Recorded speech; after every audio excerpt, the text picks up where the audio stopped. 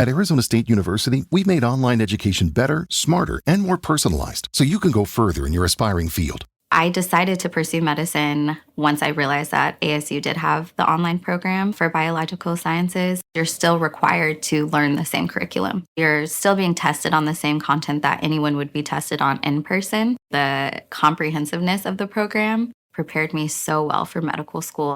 Explore over 350 plus programs at asuonline.asu.edu. Who's in charge? I need to talk to someone, please. We're losing time. You got something? That'll be good. I'm undercover. For who? I've been tracking this ring for a year. For who? They have my daughter.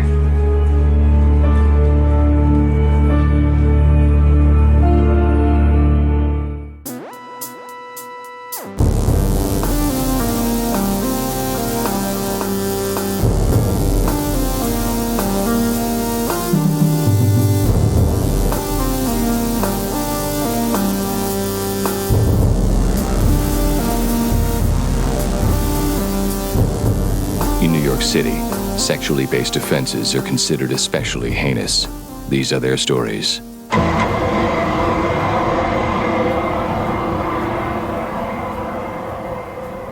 Hey guys, welcome to Munch My Benson. My name is Adam. I am here on a lovely evening in New York City. I am joined on the line by Josh. How are things, Josh? Things are okay. I just found out friend of the pod, Sean, is going to be in town. Or is in town, actually. Nice. So, probably see him over the next couple days. Luckily, I'm ahead on my editing duties. So, I'm almost done with the first pass, and we've got, 4 days before it needs to be done, so. Look at this guy. Look at the get up and go-ness on Dugan. Mm-hmm. That's nice. Max and I took the train down to Union Square. You never know what you're going to find there. Needles? We met Megan. No needles. Max became friends with some buskers. Okay. Playing jazz right outside the train. Jazz busking? They were jazz busking. Seems like a hustle that you might not make as much money from. These guys were rolling it. These guys were fucking good, man. They had a trumpet, a djembe, and some kind of like shaker gourd kind of thing. They were pretty far out looking. They all had dreadlocks and like dashikis on. They were good. Was Hefe there? No, not that kind of guy with dreadlocks and dashikis. I know. Not an appropriator? Yeah.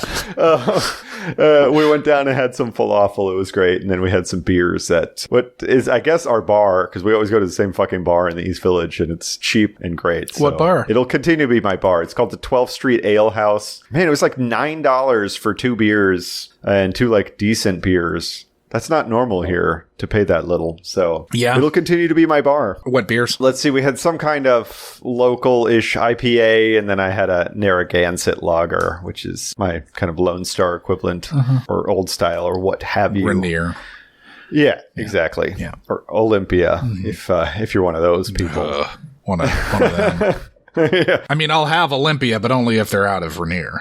If you're in a very specific part of the Pacific Northwest, you'll have Olympia. Yeah. So, you been watching anything, Josh? Yeah. I watched all 6 episodes of that Coyote show with not Vic Mackey. It's okay, but it has Octavio Pisano, who is the new cast member on. Well, it's probably actually happening right now because we're recording while the episode is airing. Oh. But yeah, I believe he joins the cast.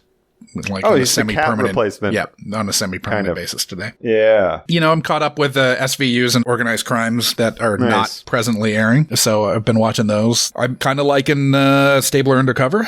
So nice. Yeah. I was fully convinced you were going to say Octavio Dotel just then, but shows you where my brain is. I'm in a different baseball brain. 2015 baseball brain.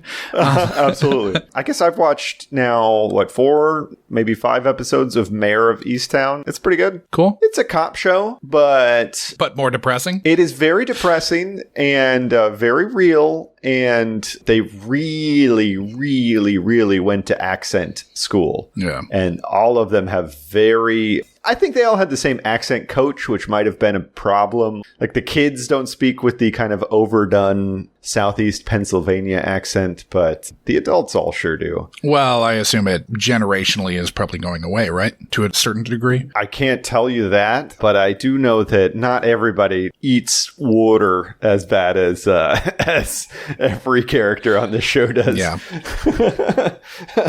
But it's good. I'm enjoying it. It's pretty bleak, but pretty good. I hadn't watched season 3 of Mr. In Between yet, so I watched that the other night. Really fucking good. Such a good fucking show. Nice. That's FX show that was like a Australian co-production. Right on. But like one of those sort of half-hour drama shows. So okay. Yeah, really good though. I mean, it had occasional lighter comedic moments, but it's not really a comedy. But what's his fuck? Damon Harriman's in it.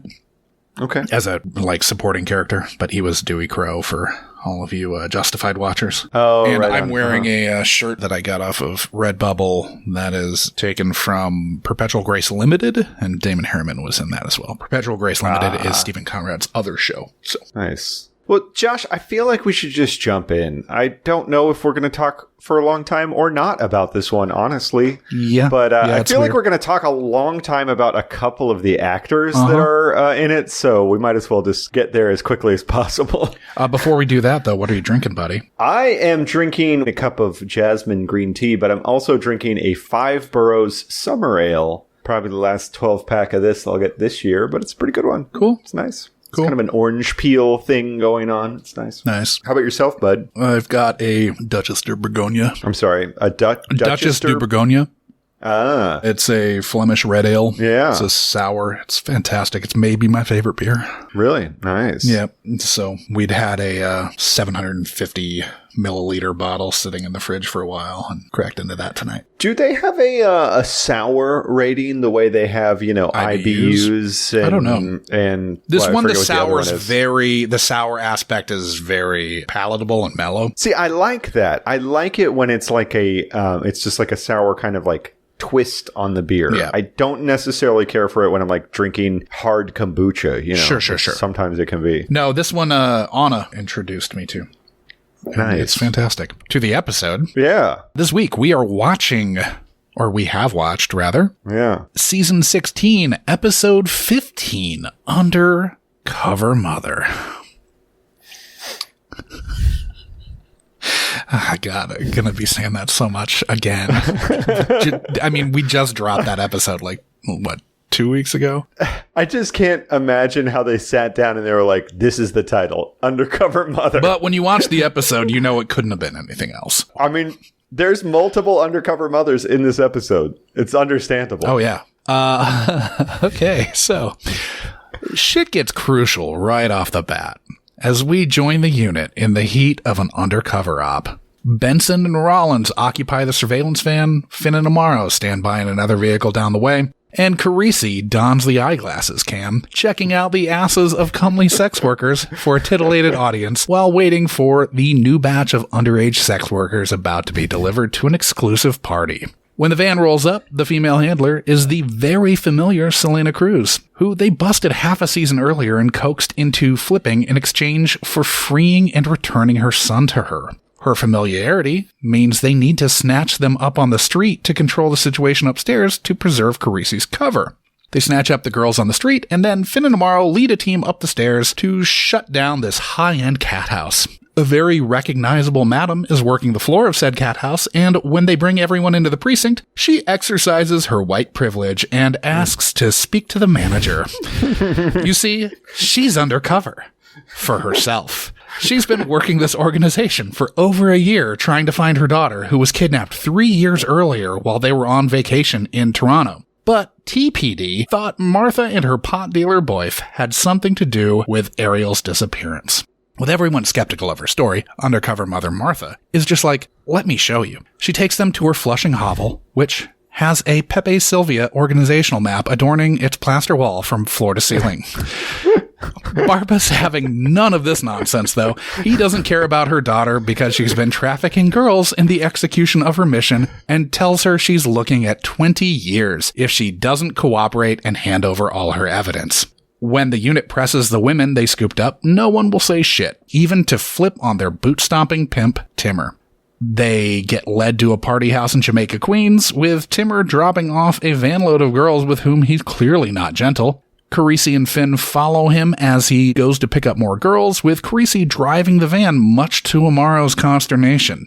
An unmarked liquor truck pulls up and drops booze at the house, which Amaro and Rollins pull over and then commandeer for a Super Bowl party delivery the next day to get eyes on the house. With Amaro inside, they burst through the door and take over the party, waiting for sweet Ariel to show up in the next batch of snow bunnies. Martha implores Benson to let her come along, then Benson straps into thigh-high leather boots and an electric blue leopard print shirt and rolls out with Finn to the party. Posing as Super Bowl sex party attendees, the unit waits and waits for Ariel to arrive. Carisi blends into the party, and just as he's getting his rod grinded down on a couch by one of the ladies of the night, Lieutenant Declan Murphy rolls in, sporting an Irish accent, deep undercover as the bishop. Murphy clocks Carisi. Declan clocks Carisi in the head with the butt of his handgun. The waiting police burst through the door and everyone's hauled in. Declan's fucking livid that they blew up his spot because it's taken him 9 months to get this close to Johnny D, and now he's going to have to spend a week in Rikers to maintain his cover. More than that, Ariel has been beaten senseless by Timur and sold off to Johnny D for the price of a used beater. Martha implores Ariel's friend Nina to tell her where Ariel is. Unfortunately, Ariel's in hell, in the midst of a week-long torture session, chained up and being raped by a slew of pimps. Timur gives up where he took Ariel. They raid the abandoned hospital basement sex dungeon and eventually get to Ariel, who's been held at the end of a shard of glass by none other than Johnny D. They defuse the standoff, get Ariel back to her undercover mother, and then Rollins proffers a Greek soda to Declan, who tells them not to turn their back on Johnny D, but that he's going back under to go further up the ladder. Paul from the Wonder Years tries to assert that Johnny D had nothing to do with any of this. Johnny D is to be remanded to the federal pen pending trial. Back at the Benson abode, story time with Noah is interrupted by a knock at the door. Warner's got a folder Liv's got to see. Johnny D is Noah's father, and we get an, oh, so Noah is the spawn of Satan? Dick Wolf. It's true, man. I just think that if Lili Taylor had joined a secret organization called Motherhood, she might have had a better luck at fighting the man's influence in this case. I think it would have been harder for the man to fight her with Canadian mom's kryptonite, a.k.a. doing crimes and getting busted for it in this case. All right, so before we get any further, should we jump into the guests? I do have a location note to talk about, which I think I will do after we talk about guests, because I was interested. Hopefully it's basement of abandoned hospital. It is. Nice. Okay, so the guest stars, there are a ton here, some of which we did already cover, and some of which we'll cover when we hit the earlier episodes in SVU that they do more work in. So for Charles Halford / Johnny D, or Jazz Anderson / Timur, or Jamila Velasquez, who's playing Pilar Morales, or Emily Althouse, who's playing Jessie, or Danielle Burgess, who's playing Nina Soren. We discussed them back in Munch My Benson, episode 75, Amaro Nips Out on a Gurney, where we talked about surrendering Noah, which brings this whole arc to a close. Kind of sad that there weren't any nips out on a gurney in this episode. I know, it's a little disappointing. Yeah. All right, so first up, we're going to talk about Lili Taylor, who is playing Martha Thornhill. She was born in Glencoe, Illinois, and graduated from New Trier High School in Winnetka alongside Liz Fair. She studied theater at DePaul University before being cut from the acting program, which led her to study at the Piven Theater Workshop, which is still run by Jeremy Piven's mother, who co-founded the workshop with her husband Byrne after they left the Playwrights Theater Club, which they'd co-founded, and from which the Compass Players and Second City sprung forth.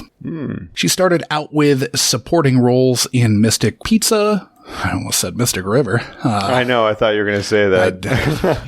Fuck that movie. Fuck that movie. Mystic Pizza, it's fine. Whatever. Yeah. She was also in Say Anything and She's Born on the having 4th a of baby. July. Well, this is going to be a long intro. Or a long breakdown of what she's done. And then, Born on the 4th of July. And then she got a breakout role in the indie adaptation of the Richard Ford book, Rock Springs. That was titled Bright Angel. She was nominated for the first of her 4 Independent Spirit Award nominations. She's still yet to win, though. This sort of served as the roadmap for her career, supporting roles in mainstream features or ensemble films, and then lead roles in indies, for which she generally received acclaim and occasional awards buzz. Other films she was in include Dogfight, Shortcuts, Household Saints, for which she was nominated for an Independent Spirit Award, Rudy, Pret-a-Porter, Ready to Wear, The Addiction, another Independent Spirit Award nomination, Girls Town, another Independent Spirit Award nomination, I Shot Andy Warhol, Ransom, Pecker, The Haunting, High Fidelity, Factotum, The Notorious Betty Page, The Promotion, which was Stephen Conrad's directorial debut, Brooklyn's Finest, Public Enemies, About Sherry, The Conjuring, and Maze Runner, The Scorch Trials. She's also been nominated for 3 Emmys, twice for Outstanding Guest Actress in The X-Files, which makes this a brain melter, and in 6 Feet Under. And she was once nominated for Outstanding Lead Actress in a limited series for American Crime, which was we were just talking about him. John Ridley. John Ridley. Yeah, show. John Ridley. Yeah. She was also main cast in the Dick Wolf creation Deadline. She was in main cast in State of Mind, American Crime, Almost Human, and season 3 of 6 Feet Under. She also had recurring roles in Hemlock Grove, Chambers, and Perry Mason. She was once engaged to Michael Imperioli and had to go to restraining order against her former boyfriend, Michael Rappaport, after he pleaded guilty to 2 charges of aggravated harassment. She's been married to Nick Flynn since 2009, and they have a daughter together. She's also a conservation activist focusing mostly on birds and is on the board of the National Audubon Society and the American Birding Association. I hadn't quite appreciated that she was in every sappy John Cusack movie, but... well, because they're old friends dating back to the Piven shit. Oh, right on. Okay. They both studied at the Piven Theater Workshop, so... I mean, she was indie darling through the 1990s, like in everything. If Parker Posey wasn't in it, she was. Exactly. But fantastic. She's really great. Next up, I've got Donal Logue. Yeah. Who's playing Lieutenant Declan Murphy. The first time we're meeting him. It is. He is an Irish, Canadian, and American citizen. Born in Ottawa to Irish parents who were Carmelite missionaries. Their mission work took them from Canada to Boston to California, where they settled in Calexico and El Centro in the Imperial Valley. I did a whole weird dive into what being a Carmelite means. Okay. It's just a weird, very rare Catholic sect. They're the monks often, But I couldn't parse what the difference between that and Jesuits or Jacobites or whatever. So neither can cares? they. Yeah. Not to denigrate his parents' work. Just kidding. I couldn't parse it, so. He went to high school in El Centro with a semester spent studying at St. Ignatius College in Enfield Town in London. He then went on to study history at Harvard. He has a Class A CDL and can drive tractor trailers with double or triple trailers, tankers, and hazardous materials. Interesting. And he has a hardwood company and a trucking company in Oregon that he looks to have founded around the time Terriers was canceled. And per W. Earl Brown, he left the business out of frustration at the best thing he ever got to do, getting unceremoniously canceled. He didn't leave for very long. No, it was only like 2 years, but still. I get being very pissed. So on to the acting.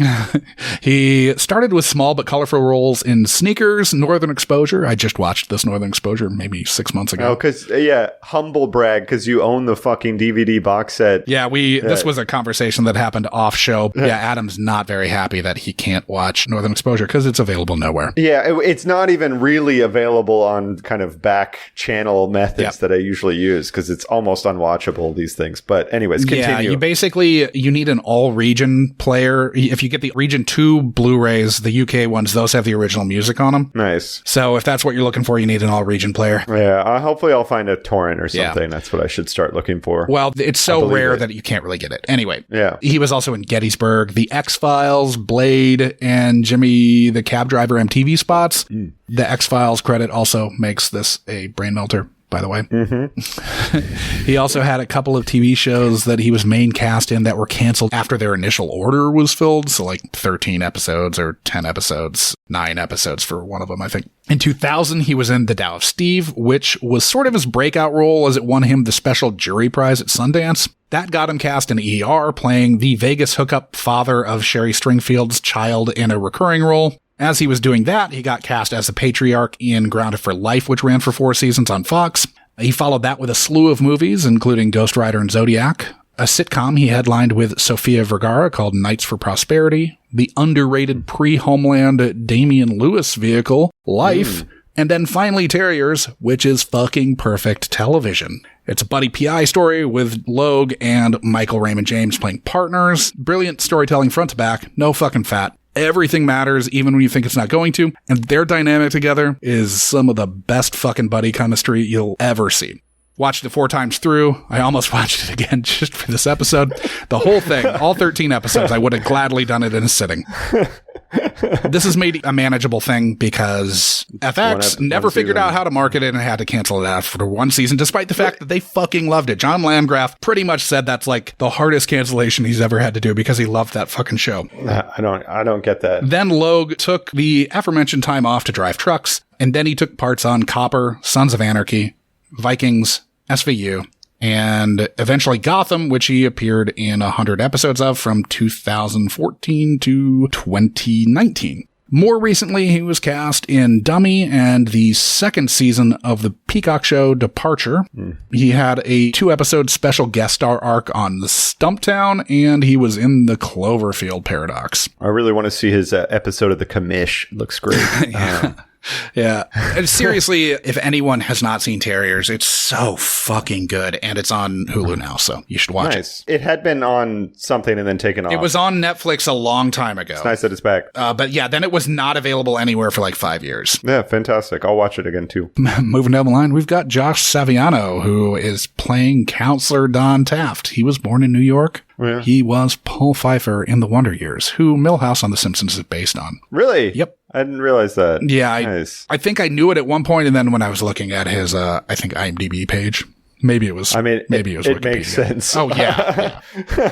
He majored in poli-sci at Yale, then got his JD from Yeshiva's Benjamin N. Cardozo School of Law. So he's a practicing lawyer. Like his credits are basically The Wonder Years, Camp Cucamonga, and then nothing until this episode of SVU. Next up, we've got Amanda Warren, who's playing Tracy. Brain melter. We just talked about her 2 episodes ago when we covered Guardian, title TBD. But she was playing Regina Carter. So, for the 3rd time in this episode, we have a brain melter. But this one's much more immediate than the other 2. The other 2, you're having to go to the X-Files, which Munch was in 1 episode, so whatever. Yeah. Not the same as Amanda Warren having been in 2 episodes ago as someone else. So yeah, if you want to hear about her some more, go back and listen to that one. Go back to episode, 79. Next up, I've got Danica Yarosh, who's playing Ariel Thornhill. She was born in Morristown, New Jersey. She grew up a dancer in Bedminster, New Jersey. She was in Billy Elliot on Broadway when she was 10. She was also main cast in Heroes Reborn and seasons 3 and 4 of The Greenhouse. She had recurring parts in See Dad Run, Shameless, and The Purge TV show. She also appeared in the films The Miracle Season and Jack Reacher Never Go Back. I don't understand those Jack Reacher movies, but anyways, continue. I saw them both. The first one's good. The second one's garbage. Yeah. And the first one, some of the stunt work was kind of bad. In one scene specifically stuck out to me as being like, oh, that's bad. But otherwise, it's whatever. It's fine. I read a couple of those novels like 20 years ago, and I got to say that I would never have cast Tom Cruise in that role, but it doesn't really matter. Well, the actual character is like supposed to be 6'3" or something, right? Exactly. He's like a huge kind of like hulking. You can't fit him in a shoebox. Ex-military guy. Yeah, exactly. Yeah. Exactly. I mean, Okay, obviously Tom Cruise is crazy, but he is kind of like the only movie star that still exists, basically. Yeah, that still does like fucking action, and that isn't, I mean, Statham and The Rock, whatever. Yeah, obviously they do too, but he's probably the only movie star who you could be like, oh, here's Oscar trash, let me cast this guy in it, and he could still, do all his own stunts. Yeah. Like fly a fucking helicopter through a fucking... Exactly. He's kind of in a different lane than any other, at least male actors are anymore. Yep. And, more power to him. Yep. Okay, I've got two more. I've got Nikki M. James, who's playing Detective Gail Dunbar.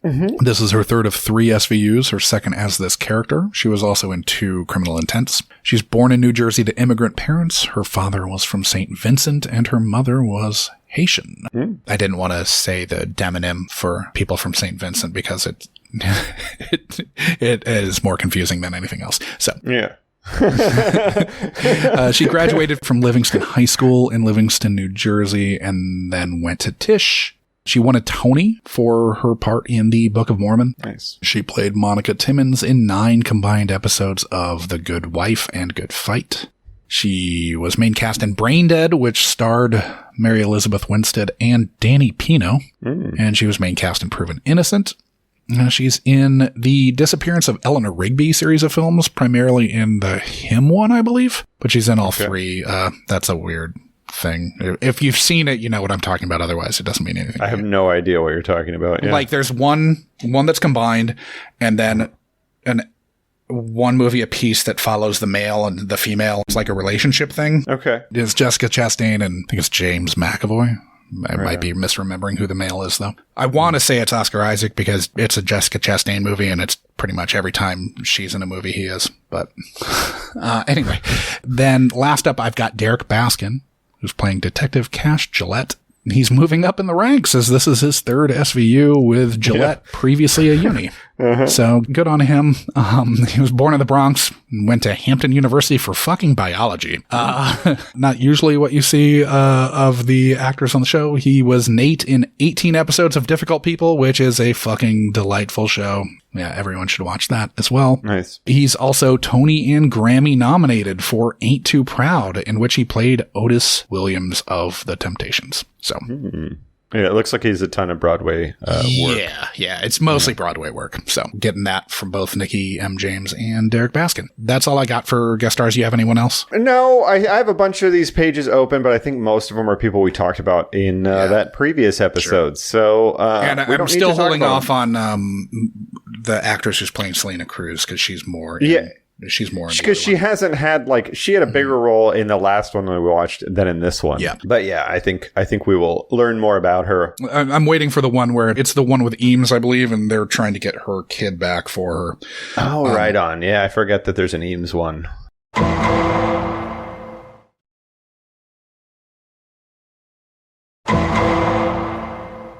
So yeah, there's one kind of location I wanted to talk about because the thrilling climax to this episode takes place in a quote-unquote abandoned hospital, which is supposed to be in Queens. And I'm 95% sure that the actual abandoned hospital that they are referencing is Creedmoor Psychiatric Center, which is a nightmarish place, at least in the lore. At one point, it was the largest mental health facility in the world, housing over 500, I guess, residents. I think some of them were there by choice and some not by choice. And is kind of legendary for being out of control at a certain point in the 70s when the city was going through its financial crisis. Yeah. It was something like, this was in 1 year, 3 rapes, 22 assaults, 52 fires, 130 burglaries, 6 suicides, a shooting, a riot, and an attempted murder all occurred. So this was in 1974. But anyways, this place has kind of been there on and off since the late 1800s. Now, New York has a kind of interesting history with some of these abandoned hospitals. They're kind of dotted around the city, but this one is clearly close enough. Especially now. Oh, yeah. Well, because every island has some weird-ass abandoned hospital facility on it, whether it's the one that you might have seen is in Roosevelt Island, which is kind of in the middle of the East River. There is it's the smallpox hospital where they used to put people there who were suffering from smallpox to keep them away from the rest of the city. But there's several of these other places There's North Brother Island, which is where Typhoid Mary stayed, and there's a few other Randall's and Ward's Island both had these things back in the past. They had a facility for, it was basically for orphans. Something like 50,000 orphans lived on this place at one point. Okay. And they were using them as slave labor, essentially, to do kind of menial tasks. But Creedmoor is very much still there. They sold off most of it to be used as like people's offices, but one building in it, Building 25, is completely abandoned, and it is just about the most nightmarish thing I've ever seen, the interior of this place. I have a great Atlas Obscura piece about it. It tells kind of the history of Creedmoor, but has some fantastic photographs also that are definitely worth checking out. And that's clearly where they're supposed to be in this one, because apparently you can break into this thing. I would not want to without a respirator, because it is covered in mountains of some kind of animal shit, and it's pretty gross. But yeah, man, I think we can get to kind of breaking this sucker down. Yeah. So one thing I've noticed, they really like, and I have to look at who the writers were on this one. Was this a Light and Martin? Yeah, Light and Martin. Yeah. I feel like Light and Martin really enjoy the undercover op cold open. Mm-hmm. It's something we've seen a couple times now. The Chinatown Rub and Tug episode. Which one was that? Was that Counselor's Chinatown? Yeah. This is Pete Handjob. That was that tracks. So that sounds like a thing that we would call that episode. Yeah. So yeah, that was another one where we saw this, where we're in media res in the middle of their operation. Yeah. We don't know all the details of the operation, but we know we can tell Carisi's undercover because he's wearing glasses. Yeah, well, he's wearing the eyeglass cam. You know, they have the feed in the truck. And so when he is looking... Oh, I love it. When he is eyeing up that young pert prostitute's ass, everyone in the van is also seeing this, along with us, thankfully. I'm not 100% sure whether that technology existed in 2015. I kind of feel like it didn't, but whatever. It definitely exists now, because Facebook is selling sunglasses that do this. I mean, it's a lot easier to tell that they're cameras because you can see the little dots in them. Mm-hmm. But difference here, of course, is that if Carisi was looking at that girl's ass, then Facebook would own the rights to that. So yeah. Just like if you put your episode up there. I like that UC Carisi has to get a piece of that young, fresh tail before the wife gets home at 11. Like, is the pre-11 p.m. sex for pay trade the best time to get the top talent? He's pressing for that new, fresh tail, but, like, can you reasonably expect for that to be there by 11? There's kind of like two kind of pools you're fishing in, right? So one... The top talent pool is the high rollers that don't have an engagement after this, right? Yeah. And then you've got the lunch rush guys, the quickie before dinner guys. But I think that you kind of take what you can get. Yeah. I will say that the eyeglass cam... Allegedly. Allegedly. I will say that the eyeglass cam is really letting the handheld cam ops go to town.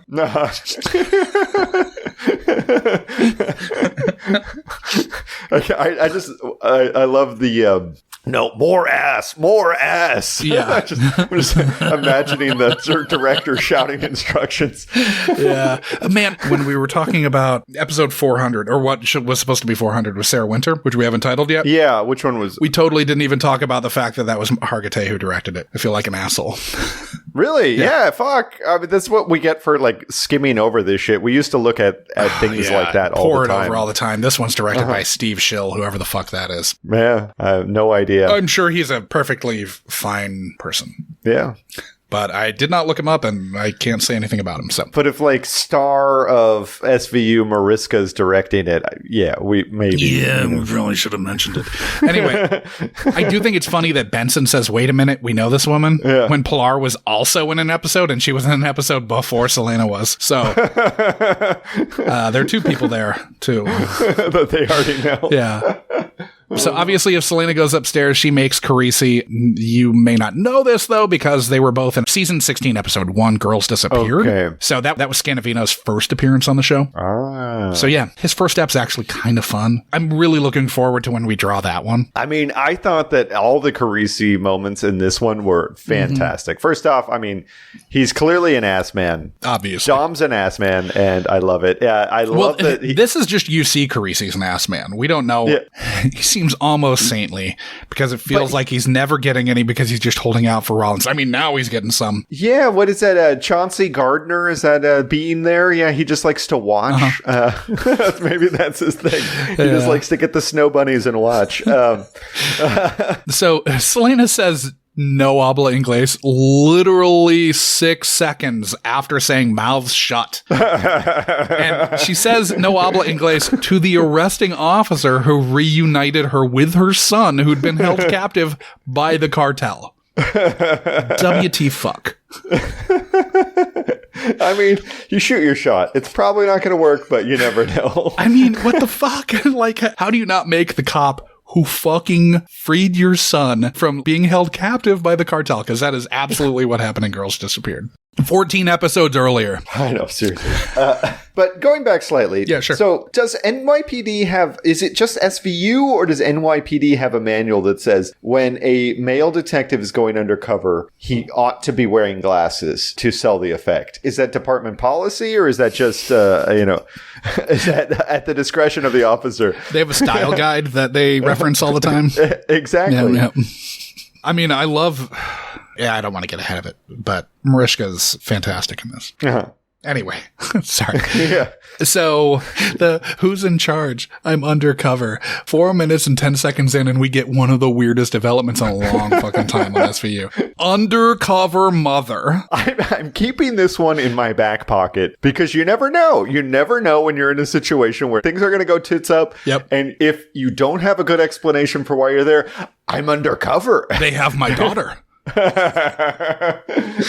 Oh man, it's kind of fucked up that Toronto PD doesn't believe women. I mean, would you though, honestly, Josh? Because it seems like she's a sex trafficker too, right? No. Toronto PD, not NYPD. Toronto PD, they were on vacation in Toronto, and that's right, they were on vacation in Toronto because they were from fucking they were from Winnipeg, I believe. They were from Winnipeg. Okay, great. Or Go Calgary, Jets, you know. Oh no, they're from Calgary. Yeah. I just like saying I like Calgary. to pronounce it in the Italian method, so it's Cagliari. Sure. I love the Pepe Silvia wall in her apartment. Oh my god, yeah. I was like, I just wanted all the pneumatic tubes of mail to be getting sorted right there. I mean, for me, it's like, so that's another thing that you can get away with stuff. So it's like, yeah, of course I'm undercover. Look at my Charlie Kelly wall. You know? Yeah. You just have to have one of those on standby, though. So, I mean, if you're willing to live with that sort of mess on the wall, you can get away with anything. We get a Backpage reference here. For those who are curious what Backpage is, just go back and listen to Munch My Benson episode 15, Amaro's Peculiar Sense of Smell, wherein we talked about that ad nauseum. I think I deleted some of my notes, whatever, because I didn't know about that. But moving on, how is Barba the only like non-rube in this unit? Oh, I know. He's suffering none of this freelance UC shit. Are you kidding me? He's looking around, what the fuck is going on here? And he's worked with them for a while now. You know, this isn't like first episode of Barba. It's a really fucking weird thing for everyone to just be whole hog in on this. I mean, obviously she's not lying about it, but it's still... At the same time, he's also right that she is a criminal sex trafficker. Yep. Even though she has this bizarre conspiracy wall in her hotel room or whatever. Oh, man. And she's out there buying girls like it's nobody's business. I know, she's just buying them left and right. She's sending them home, but... It's not even that expensive, honestly. You know, I don't know what the going rate for the career of a sex worker is, but it seemed like very reasonable prices. I like when she says that she's paying for it with donations from her church. Yeah. But I believe those were cheaper. The women in this were cheaper than your Grand Wagoneer, right, Josh? Yeah, that's why I said a beater. Yeah. Yeah. Okay. So Ariel ended up getting sold to Johnny D for $800, but that's because of how badly Timmer fucked her up. Most of them are going for $1,200, which I've had multiple cars that cost less than $1,200. Yeah. I love when Benson offers to go undercover for the undercover mother because there's nothing Liv loves more than to go undercover. I know. It's delightful when she gets so happy about it. Oh, yeah. She doesn't... I don't want to jump ahead. Fuck. I'm going to hold off. We'll get there. Yeah, we'll get there. And holy shit, what a great scene. Her part's not even my favorite part of that scene, Josh, but we'll get there. We'll get there. I guess they cased the joint in Queens, and it's like different crowd, more ethnic, which... Yeah. I didn't notice it being decidedly more ethnic. Well, I think whatever. that the whole scene is more ethnic. I guess. I don't know. Where they were in Queens is not necessarily, but it doesn't matter. It's not like they were in like Jackson Heights or something, or fucking, Flushing, whatever. I thought it was a weird line. I like Amaro telling Selena Cruz to get fucked. Doesn't he call her Mom of the Year or something? And he calls her a disgrace. Yeah. He says disgraziata, which it comes from the root of the word disgrace, but it's sort of like wretch almost. Mm-hmm. I tried searching for it because I assumed that was what it was. Yeah. But yeah, when you look up for like disgrace, I think it tends to just verb it out, you know? Yeah. I liked Pilar offering to do Carisi. The Snow Bunny? That's who this is all about? So you know her. Was she supposed to be at the party last night? Till she mouthed off. Dimmer stomped the crap out of her in front of us. Where's she now? How long I gotta stay here? I didn't do nothing, just let me go. All right, not today, Pilar. Fine. Arrest me. Dimmer will post bail or throw me to social services. I go to a shelter, I do the night guy, he lets me run away. And then you call Selena. You're catching on. Lose your girlfriend. I'll do you right now, whatever you want. Oh, God. Again, every scene with Carisi is gold in this because, she's offering to do it, and he's like... he's kind of having to swallow and be like... Yeah, I feel like there's a little... Why couldn't Rollins have done this interview? Yeah. We get to the party house, and Timmer is a real dick in this one. So obviously, this is pre-Eldridge Cleaver. Are we jumping Carisi's driving? That's right here, because they see Timmer being an asshole while they're doing surveillance. That's right, yeah. Yeah, because he's sort of like shoving around the girls that he's just dropped off. Then Carisi goes to follow him, and this must be a callback, but it really seems weird to me that Amaro's riding his jock so hard. Everybody, because it's not just Amaro, because also in the Finn other gives car, him a little bit of grief too. Yeah, they're like, oh shit, Carisi's driving. Yeah, like he must have just now? wrecked his squad car or something. Or wrecked his, I guess it's not a squad car, but unmarked vehicle. Anyways, I thought he did a fine job. And what's he going to do? Just bang a U-turn in a fucking van? Whip a shitty, pull the e-brake, and... Yeah, it's like there's snow on the ground. It's a van, so it's rear-wheel drive. Like, it's not going to happen. It's not going to work. Unless he's got a TC's van from fucking Magnum PI, and, it's fucking jacked up to the nines. Yeah. The liquor truck is fucking sad, right? Oh, actually, I feel like that's authentic. That shit is parked outside my house every fucking day, Josh. Every day. I put the child down for a nap, and there's some delivery truck out my door with a slipping belt and graffiti all over the side of it. And it's just like... Just whining out there. Just every time it starts up. Squealing. And I'm like... It's because they just leave them on while they're doing the deliveries. So it's like these people are like... They're parking in the middle of a 4-lane, very busy avenue. Just they park like... They choose a middle lane to stop and do their deliveries. It's like, oh, great, thanks. Yeah. And it's like... I just want to print out a form that says maintain your vehicle, and just this is going to be my thing. I'm just going to run down, and every time there's one with a squealing belt, I'm just going to drop it in their fucking windshield wipers. I wanted to start an Instagram account in LA that was just taking pictures of everyone who parked like a fucking asshole. Yeah. And I wanted to leave notes on their car, or like have like little cards printed up that said, thanks for parking like a piece of shit. But I didn't do it. I believe that there's enough people that are going out or whatever kind of reasonably close to where you live that really don't know how to parallel park. And this is the first time they've done it in years. You don't get away with that shit here, man. In the neighborhood that I lived in, I don't really feel like... You should not get away with it there. Yeah, you lived in just about the most urban possible part of Los Angeles. Anyway, so... We're getting there now. Snow Bunny's bringing the big bucks. I just have that quote pulled. There's a lot of Snow Bunny talk in this episode. Oh, yeah. Yeah. We could get so much more inappropriate than we are. Yeah, and that's fine. I feel like we're handling this very professionally. So Nick, the booze man, comes up with a magliner borrowed from production, stocked with booze, which I thought was fun. Yeah. You know what? I felt like this was an episode that Amaro needed to jump into. Like, he needed to take over that, because there's a lot of people that I don't buy as UCs in this episode, and Amaro's basically the only one I bought the whole time. I mean, Carisi's like scared, dumb / smart guy routine was interesting, but I might have thought he was a plant. It was fun for us. Yeah, exactly. But yeah, Amaro was good. So seeing as though we just saw Amanda Warren 2 weeks ago as a high-priced defense attorney, her turn as Tracy as the hood madam here is pretty fucking convincing. I have to say, good work. Yeah, it was good work on her, and the hair and makeup put her in a good spot because she looked the part, man, and was good at it. And again, 2 weeks ago, we saw her as a high-priced defense attorney doing pro bono work, and she looked that part also. Absolutely. And I guess I'm saying that because when I say she looked the part, I mean, I would buy that that's what she was doing. Mm-hmm. That somebody that actually worked in one of those places kind of looked like that and kind of like held herself that way. I don't know that I would buy... Liv. I would. Okay.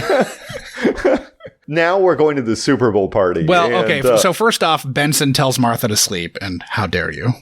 You should know as a mother, Liv. If you have a kid, you do not sleep. I still haven't slept, and he's almost a year and a half now. I love Benson telling Lucy that she's just going out in the town dressed like a Strong Island madam in thigh-high leather boots. Like, her outfit is kind of fantastic. You know, real quick, I want to talk about this sleeping thing because I'm going to bring into New York City politics right quick. Okay. I don't remember what the barb was, the initial barb, but Eric Adams, who was the Democratic candidate for New York City mayor, who was 90-1... Former cop, former Brooklyn borough whatever they call him, but 90-1 shot to win it. Like, he's going to win it under every circumstance. 90-1's a crazy long shot. Whatever. He's like a 99% chance of winning this thing, essentially. Yeah, other way around. So somebody mentioned that he hasn't been seen out on the campaign trail very often these days. And one of his flacks like immediately hit back with Eric Adams is working hard, getting ready to represent the city of New York. He's still maintaining his, I shit you not, 5 a.m. to 2 a.m. schedule daily. And so this guy is claiming that this guy who doesn't campaign anymore, all he does is goes to fucking fundraising events. That's all he does. He only sleeps 3 hours Rubber chicken a night. dinners. Yeah. Dude sleeps 3 hours a night every day. Yeah, I call him bullshit. In which house? Is it the air quotes house Jersey that he has in New York, or is it his Jersey house that he actually lives in? Exactly, yeah. So it's a long commute from Jersey, at fucking 4 a.m. or whatever. Anyways, fucking lunatic. To break it away from current events, let's talk outfits. So Liv has leather thigh-high boots on and a green and black leopard print top. That's not green, dude. It was like a teal green. It was a greenish blue. Like a neon turquoise. Yeah, I could see that. I saw like a greenish tint to it. Maybe it was my television, but it was something. And I love that Lucy's like going out on the town. Just fucking hilarious. You really think that's what's happening here, Lucy? Liv is just sort of like, yeah, kind of. And then Finn comes in. Finn comes in wearing the best outfit that we've seen him in since episode 5 of Munch My Benson, Who's the Perfect Victim for a 90-Pound Tort Perp, which was Juvenile. When he walks into that crime scene in the beginning, in the cold open, just priceless. Fantastic. So the only thing he's lacking in this one is obviously the slick back ponytail, but the fedora with the feather in the cap that he had in that one. But in this one, he is goddamn resplendent. He has a purple suit, a purple paisley shirt.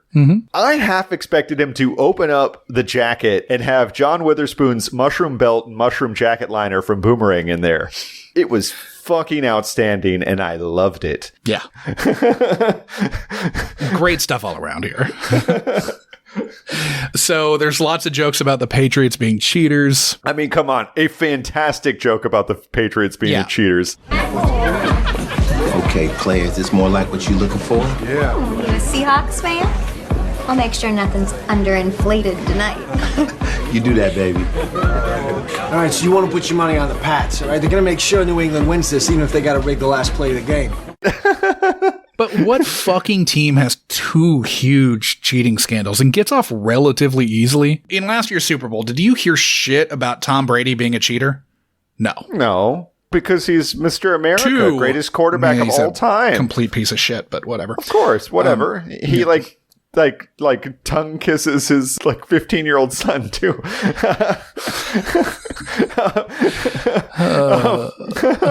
It was very timely reference though, because it just Deflategate happened on January 18th, 2015, and this episode aired exactly 1 month later, February 18th. So they had to do like a last minute edit to get some of those underinflated lines into the script. Did you notice that Timmer he seemed totally to wants have to a thing? Yeah, he wanted to get in the Benson Bone zone. Yeah. He's clearly into weird leopard prints and leather. Nina is grinding so hard on Carisi's joint here. He might be inside her. Then Carisi jumps up, presumably because he's trying he's trying to distract everyone from his erection. Thinking about baseball. He's like, it's the wrong time of year. He'd be way too aroused thinking about baseball. So pitchers and catchers are almost on the corner. Yeah, pitchers and catchers are reporting in like a week. Then Declan introduces Carisi to the butt of his, I think it's a Colt 1911 pearl-handled pistol that he just fucking clocks Carisi with. He hit him hard. Yeah, like I figured he cracked his skull. Yeah, I would. It's hard. Yeah. Then standoff ensues. Yeah. Rollins charges in to see her former side piece in Irish mobster costume. I love when they get back to the house and Barbara's looking at Liv and asking why she's dressed that way. Yeah. Like, do I want to ask? No, so his name is Declan, so obviously that might be a giveaway, but I have not seen early Declan Murphy episodes in a very long time, but is he supposed to have some real life Irish connection? I don't remember. I know he'd come in from being deep undercover in the first episode that he was in, and it like comes in to sort of shepherd the unit. I can't remember why he's brought in. It's either Cragen's on suspension or it's after Cragen's left and they sort of handed the keys over to Liv and then they brought in someone else. I think it's an aggressive accent choice, you know, just to like, it's a long time to hold a brogue. Like, what is it, 9 months that he's been in and he's expecting to be in for months longer? It's a long fucking time. I mean, we never see him again. He's still in. I can't wait for him to pop up this season. He'll probably be in episode 500 and it's just like, oh no, he's just the like, biggest trafficker on the East Coast now. He's just like he doesn't even speak English with an Irish accent. He's just like communicating to his underlings in actual Irish now. Yeah. He's speaking full on Gaelic.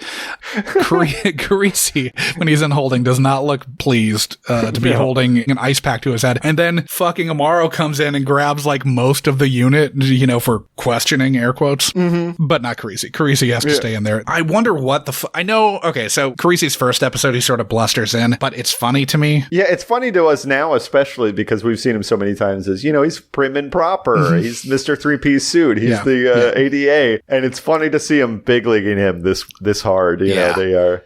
I feel like I don't know for sure if they're still boning or not, but it might just be a Rollins thing too, you know? Because obviously Amaro and Rollins were boning right around now. They probably have stopped at this point, but just barely. Still fresh. Oh, okay. Interesting. Rollins and Amaro. Sorry. Did I say Carisi? Yeah. I meant Amaro. Amaro probably senses the snake in the grass, the Raleigh snake in the grass. Sure. They're obviously soulmates. Yeah. So Declan calls Massive Carisi. chemistry. Yeah. Declan calls Carisi a mouse job. I'm sitting there like, never heard that before. No, I looked it up. It's not a thing. Like, it's not. That's not a term. I mean, it's probably like Mickey Mouse job or something. But like that would be like the job is a Mickey Mouse job, not the person. Did you look it up on like Urban Dictionary? UrbanDictionary.co.ir or whatever the Irish version of it is? It's Irish slang. Sorry, I failed. I like that Declan's not pleased that SVU is coming in with their narrow vision of justice without thinking of a larger picture, which happens a lot in these episodes. It's fucking classic SVU. Yep. They're honestly... They're blinders. They've got blinders on all the time. They have no business being involved in this case at all. Nope. From the beginning, this is not an SVU case. Nope. This is a Vice Squad case. Yep. And Vice would know if they have a UC deep undercover with this organization, and they'd just be hanging loose, taking photos and getting evidence. Yeah, when they're on that stakeout, they're not on that stakeout because there's been a victim that they're not acting on behalf of the victim. This is straight up a Vice case. Yeah, absolutely. And then it's like, oh my God, there's a blonde chick that needs saving? That's our department. Yep. This is a massive investigation into, obviously we are very familiar with Johnny D, but had they given him a better nickname, this is like one of the worst people imaginable, you know? And this is easily the worst Canadian criminal that I can think of. And as we know, he has very good representation, and it's hard to pin this guy down for these crimes. It's classic SVU. So when Martha implores Benson to let her talk to Nina, doesn't it feel like it could compromise things? I mean, it doesn't, but I don't know if that's the best idea.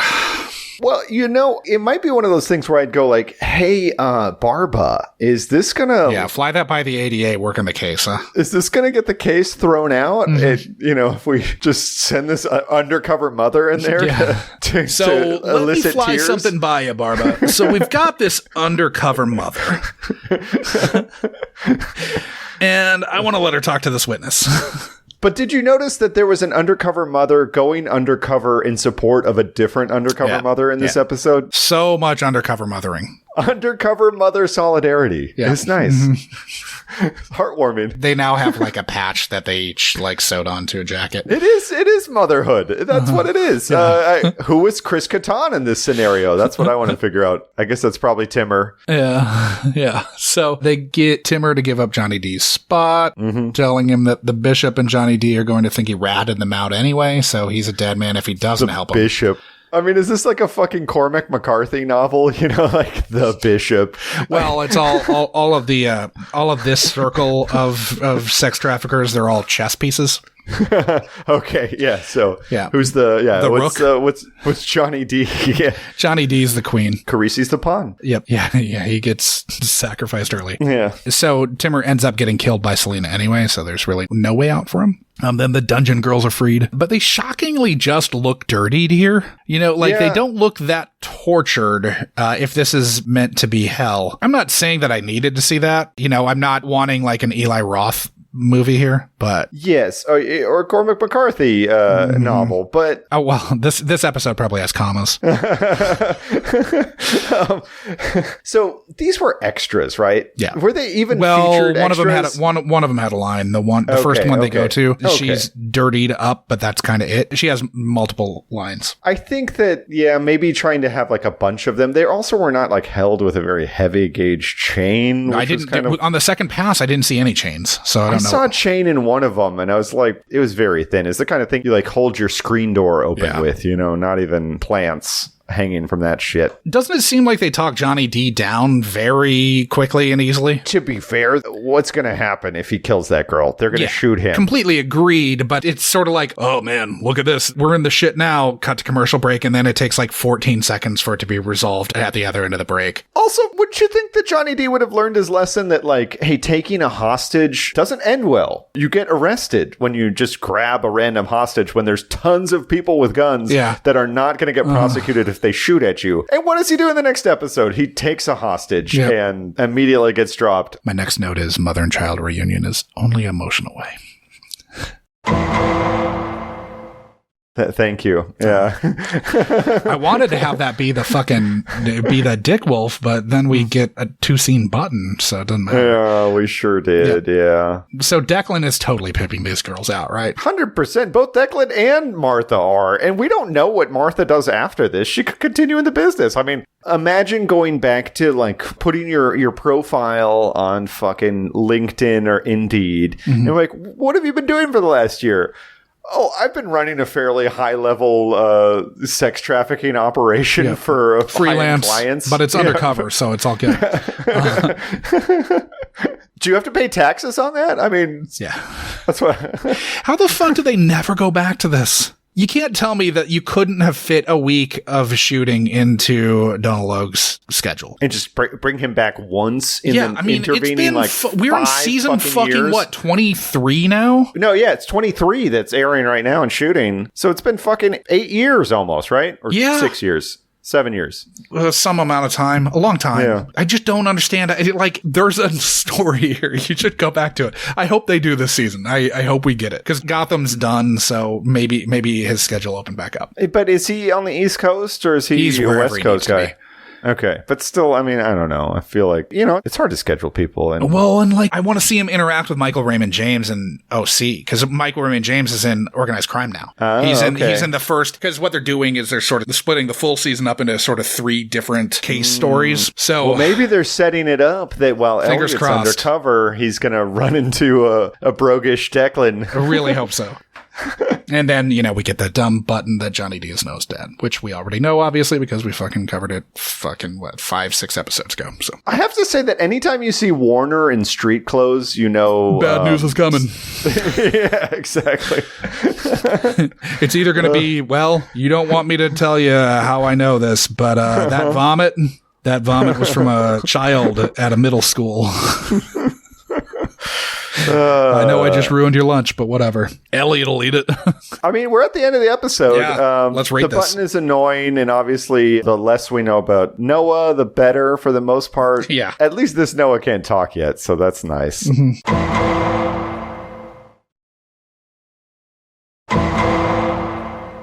But let's rate this fucker. So obviously we rate these episodes every week. Of course, we are attempting to fit them into a list of every single episode of Law & Order SVU someday. So the way we do that is we have 4 criteria, and each one of those is a 10-point scale. We judge these on the quality of the guests, how problematic it was, and the depth and breadth of lives ruined. And that gives us a composite score. And, I guess let's just start with the quality. So the premise is wholly ridiculous, and SVU shouldn't be involved in this at all. But at the same time, it's a fun episode. It's fun to watch, especially when they get to the Super Bowl party. There's some real laugh lines that land. I did not have a problem watching this one. I didn't really groan. No, this one's still often. Fun enough. It's not very good, but it's really fun. All the Carisi stuff is really fun. Yeah. There's lots of fun stuff. I mean, it's ridiculous, but it was fun. So, you want to throw out a number, Josh? I'm thinking a 6. Yeah, that seems about right. Because it's a lot of fun. I enjoyed watching it. Now, the guests, I guess that's the next step. So, obviously, Lili Taylor is the one that you will notice and think about the most. Yeah, and we've got Donal Logue here, too. Yeah, I mean, he's sort of cast, but it's the first time we've seen him. Yeah, well, he's only in 6 or 7 episodes, so I think he's fully cast. He's in one season, really, right? Besides this. Yeah, he's mostly in 15. Yeah, and he's a lot of fun. I just can't imagine living with a fake accent for years. That's a lot. But he's fun. Timur is great. I love Timur. Amanda Warren's really good, too. Yeah, Amanda Warren is really good. Small role, but very good. Paul from the Wonder Years. He's Paul from the Wonder Years. He's fine, whatever. Yeah, he's fine. He's Marilyn Manson. I feel like Lili Taylor kind of plays the Lili Taylor role, though, right? She has is kind of wide-eyed. Not Valerie Solanas, though. Not Valerie Solanas, which I don't know. Maybe that would have been warranted in this case, but it would have been something. But, she definitely has that kind of... She's playing much more of her 6 feet under role here, I feel. Yes, she's definitely playing Nate Fisher's wife, who dead wife, yeah. Yeah, dead wife, right? Yeah, she had died. like a brain aneurysm. What was her fucking problem? Yeah. I believe that was the case, yeah. Yeah. I feel like it's kind of middle of the road. I think it's like a 6 also.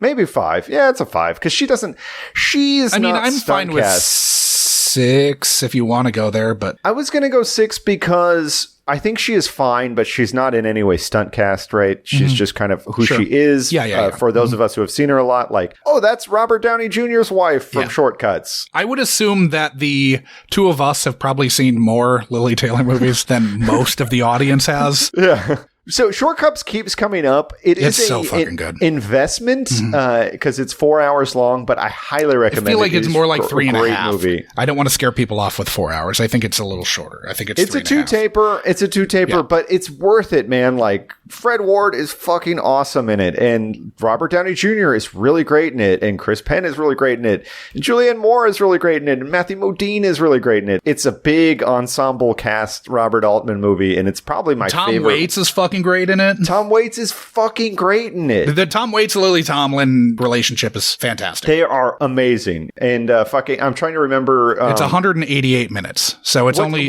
3 hours. Jesus Christ.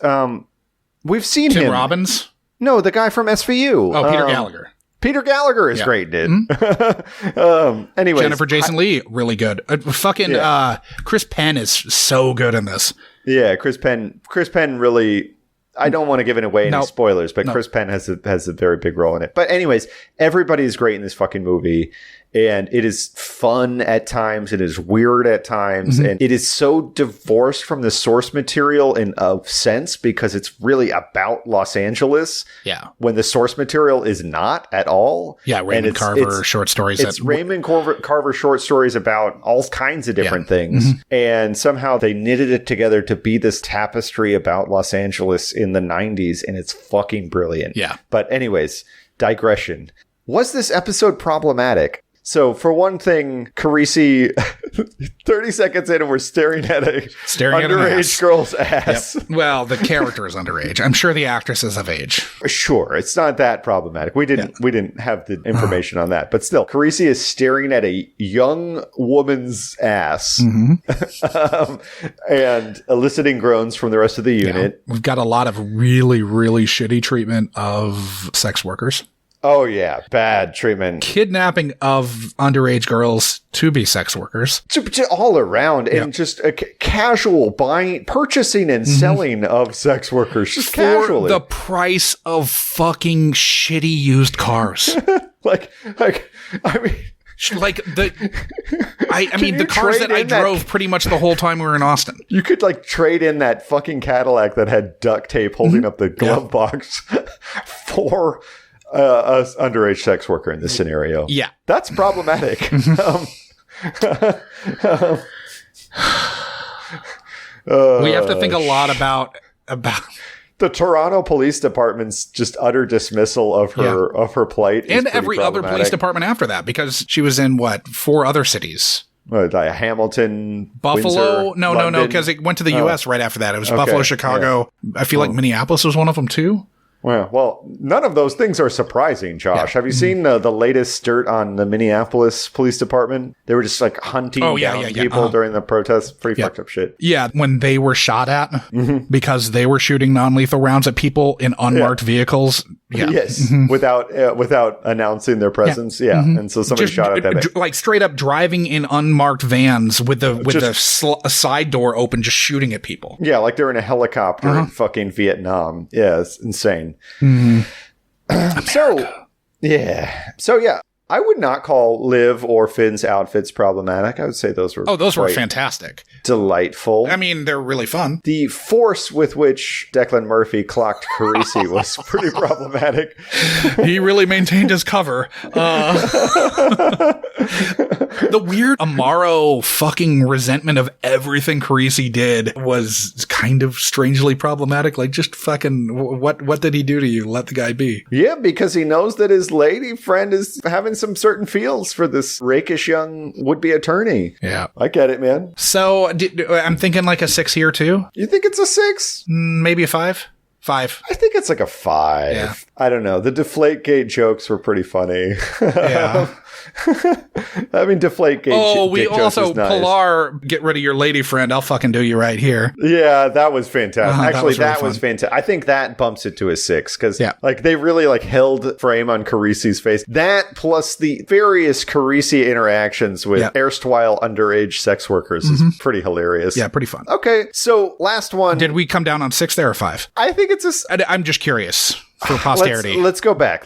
Our most recent 5 was the Marsha Gay Harden Eben Moss Backrack episode, which I'm trying to remember what exactly was problematic in that one. Well, they thought that eco-terrorism was the worst kind of terrorism and not alt-right white supremacists. It's like a totally different kind of problematic.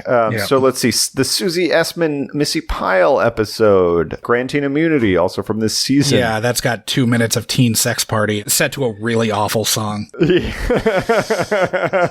I think it's in that range. I think that sounds about right. Okay. Yeah, that's fine. So the last one, it's kind of a hard one to judge, I guess, because we see where this ends up, right? And when we see that's depth and breadth of life's ruined. So when we see all of these sex workers, they are all living like the dream, it seems, in this shelter for but they're also like pleasant and they have like little fun like meetups and they get to talk to the undercover mother who's not undercover anymore. Except for Pilar, who's still somehow bitter about something, which I don't quite understand. Carisi is nursing a pretty fierce bruise. A fractured skull, probably. That's what it looked like. Yeah. And let's see. He's probably got brain bleed from that. Honestly, I feel like Liv is the one. I mean, besides obviously the women have been trafficked and et cetera, but Liv is the one living with the kind of worst fallout from this, right? Because she knows that her child is the literal spawn of Canadian Satan. Yeah. And so she's got the like sword of Damocles hanging over and she's, got to sit there wondering whether or not being a rapist is nature or nurture. It's true. But a simple question. If you learn that your child is ethnically Canadian, are you kind of obligated as the adopted parent to serve a lot of maple syrup? Well, you could get Maine maple syrup or Vermont maple syrup, but are you obligated to teach them about, I don't know, Tim Hortons and, poutine? Wouldn't you want to teach them about poutine and Tim Hortons anyway? Yeah, what about hockey? You can skip that. Yeah.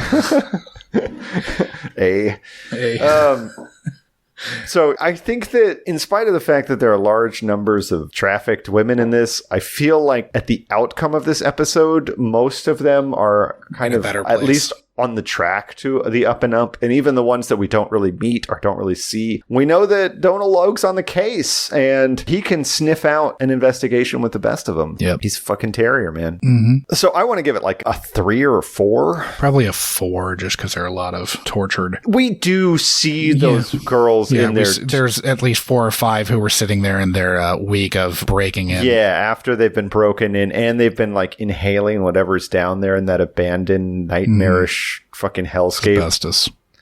It's not just that, man. I'm telling you, mountains. They've all got mesothelioma. A fucking guano. They're getting that. Fucking. They're probably Bob getting Dylan. the plague. Well, they're getting the Bob Dylan disease. When he nearly died I forget what you call it. It's what you get from either bat guano or chicken shit. They're getting that shit. Toxoplasmosis. I think that's. No, that's from.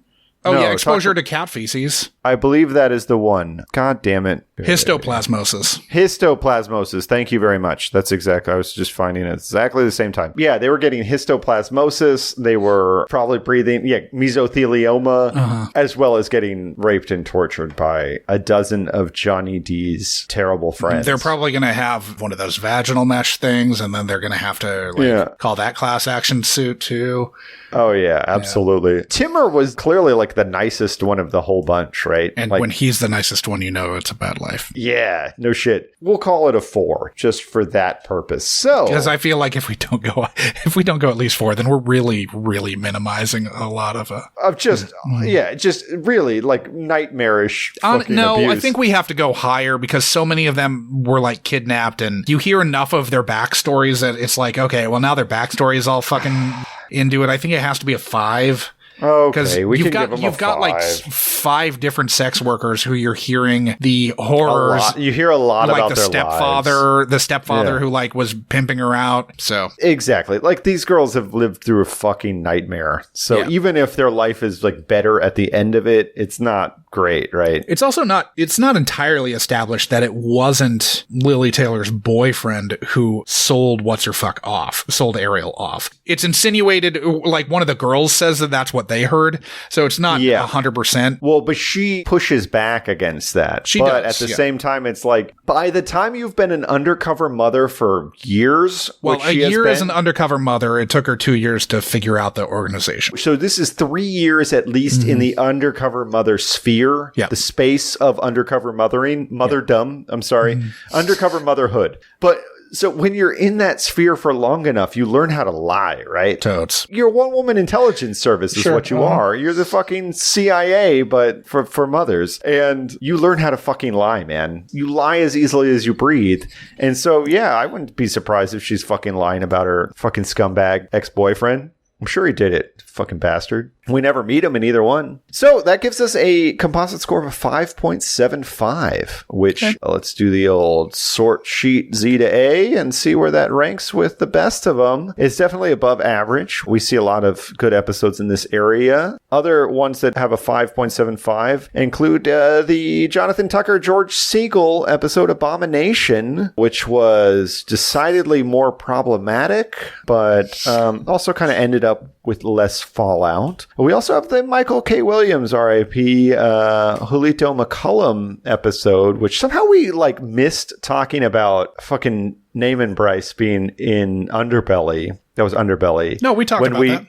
But we didn't talk about it when we had Weebay on an episode. When we had Hassan Johnson. Yeah. So anyways, that was an oversight on our part. So I apologize for that. But I mean, Hassan Johnson was still in an episode because he wasn't Michael K. Williams in that episode too. Was he in the Michael K. Williams episode? No, never mind. It was there was another Wire cast member though, wasn't there? There was. There was something else that made it a brain melter. There was. Who was it? Doesn't matter. We can figure that out later. Anyways, we will do better next time when we have the children of other characters in our brain melting multiverse. We'll bring them up again. Anyways, Tramp Stamp, Stop and Frisk. That was Underbelly. That's one that I think Elliot said some pretty problematic shit. Oh, that one. There was a Tramp Stamp, Stop and Frisk. So it's all there in the title, folks. Yeah. And then this is a good one. Surveillance, which was the Emily Deschanel, Nate Mooney episode, also was a 5.75. So, and October Surprise, that was 15.6. Yeah. We said that one was very good. So, all right. We just watched the episode right before it, though. That was the weirdest wonk boner I have ever heard of. And that was the one where the October Surprise was his junk. Is that correct, if I'm remembering correctly? Indeed. Yeah. Excellent. But yeah, guys. This was a fun episode. When I saw that the episode was named Undercover Mother and that it was from a later season, not super late, but later, I was like, oh man, we're in for it. This one's going to be fucking dog shit. And it wasn't. It was a lot of fun. I really enjoyed it. So I guess it's time to spin the wheels and fire up the next one. Indeed. We are heading over to episode.lol, which was constructed for this podcast by friend of the pod, Flet. The tape is spinning. Bill and Ted are hurtling through space-time into another episode of SVU that they're going to be forced to watch. Oh, I hate that part. And we've got Season 15, Episode 3, which puts it right after the two-part Season 15 opener where Liv is being held captive and tortured by William Lewis. It's described as a series of rapes on the Upper West Side puts the city on edge. A celebrity chef fears she is the next victim when someone follows her home. And then Detective Benson has a hard time overcoming her traumatic ordeal. This one has Sybil Shepherd as the celebrity chef, which is based on Paula Deen, if I'm not mistaken. Jeffrey Tambor is playing an attorney. We've got Leslie Odom Jr. reprising Reverend Curtis Scott. Pablo Schreiber, which I believe is happening in flashbacks. Okay. We've also got Sonia Sohn here. Oh. So that's fun. Yeah. Some more wire brain melting going on. Yeah, absolutely. Man, Sybil Shepherd. I don't think of her in my mind as a chef, so I'm interested to see how she pulls it off. Yep. Yeah. But yeah, I think, and this is also, of course, this is 2 episodes before Wonderland's story, which we just watched, and which does not have a title yet. It's actually pretty nice for Josh and I to have a bunch of episodes banked again. It feels like we could breathe. Yep. Glad to have them banked. As always, everyone should go out and rate and review the podcast. Please. You can listen on Good Pods. Which is a podcast phone app where you can rate individual episodes. We tend to periodically chart okay there. Sometimes like top 10 for TV and film. So I need to get on that because I am not especially satisfied with the Apple app. I just have been using it because of inertia, because it's easier to just keep using the thing that you already use. Everyone should rate us on Apple too, because that's 48% of our listens are Apple. Exactly. But yeah, listeners, please rate and review the podcast. We don't ask much, just that. You can also follow us on all the socials. Well, most of the socials. We don't have a Snapchat. We do not have a TikTok. But for a while last week, we didn't have anything but Twitter, I think. Yeah, which was fine by me because I don't use the other ones. But we're on Facebook, Twitter, and Instagram as Munch My Benson. We are. You can email us if you have any questions. munchmybenson@gmail.com. Oh, we've also got a subreddit. Yep. Yeah, we do. We have a subreddit. All the episodes get posted there. So Reddit was still alive last week. So. Sure. Yeah. Good on them. way to not be Facebook. Whenever I lock myself out of my apartment, I blame a vast conspiracy of hackers too. So I'm sure that's what happened. Totes. But guys, so in the meantime, just keep on munching out there. And we'll see you next week. Yeah, munch everyone's Benson. Please.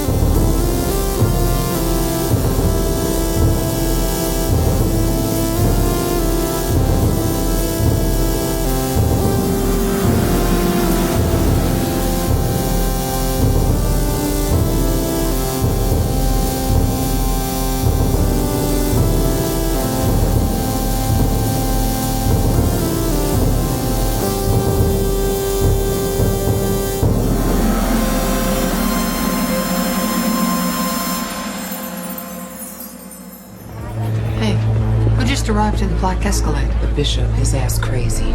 Timber must have called him by aerial. But he's alone. You like that, baby? I know you do. Timur! Who are these trespassers? I don't know them. I'm with Tracy. We're all friends here. You're no friend of mine, ma'am. Shut up, bitch. Hey, you. Never speak to a woman like that. You're done. The game hasn't even started yet. Back off. Yours is over. Who are you? I don't know you. Now you do! Hey, none of that. Take it easy, man. I don't know you either, Superfly. That's it. This party's over. Drop your gun. For your sake, boyo, I pray you didn't invite a pig to the party. Drop the gun.